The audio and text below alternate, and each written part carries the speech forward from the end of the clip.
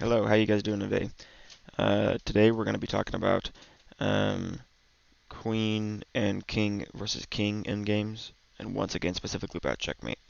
This is also a position that many new players struggle with, and it's because it is not an intuitive way to play the position um, already. So if you are a novice player, get out your board, set up this position, and pause the video and see if you can solve it.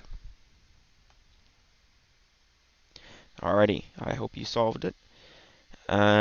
If you said King G6, that was wrong, and the reason is, as you can see, well, let's go back for one moment here. As you can see, currently the queen takes away all but one of the black king's squares. Um,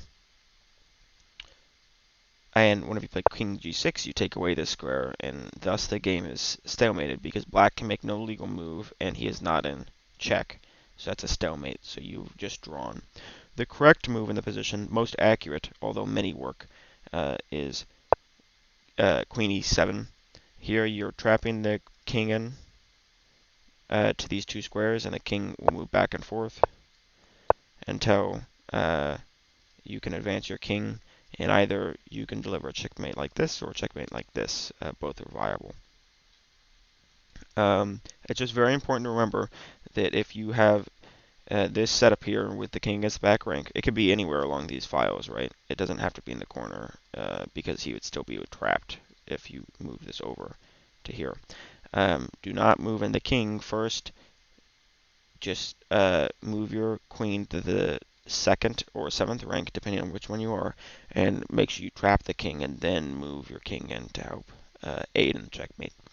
Once again, uh, this is white to move again. So set this up on your boards and try to solve for checkmate here. Um, make sure that you are careful of the position that we just went over so that you do not reach a similar one. All right, pause your videos. Alrighty, I hope you solved it. Um, Probably the most accurate way to go about this is just to begin checking the king in this position because, like in the rook endgame, you want to be taking away squares from the king, but because the queen has effect on so many more squares around her, right, and then also in infinite in these directions, then it makes it a lot easier to do it just by checking rather than just cinching down the pressure one by one. So after a check here, you can see that the only two legal moves black would have is to go back into the corner. We'll just say back. And now, once again, black has to choose a move that will cede ground. And even here, you can play something like this. But now you have to be careful. So both of black's move would force him to the back rank, and either way, your white's move should be the same.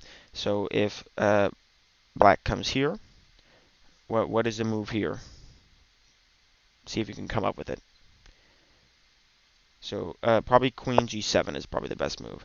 And after the black king makes his only move, King D6 to follow him, and white comes here, and then you engage in this checkmate pattern, in which the queen protected, standing adjacent to the king, with whenever the king is against the back rank, is a mate. And the other way, if the king goes the other way, sorry, then this is a position similar to what we saw, and the move is not to bring the king over, but rather just play Queen E7, and once again you are locking in the king to his prison, and he will have to move back and forth while you move your king into position to mate him, and that would look like this. And once again you have this checkmating pattern, where the queen is defended and adjacent to the enemy king.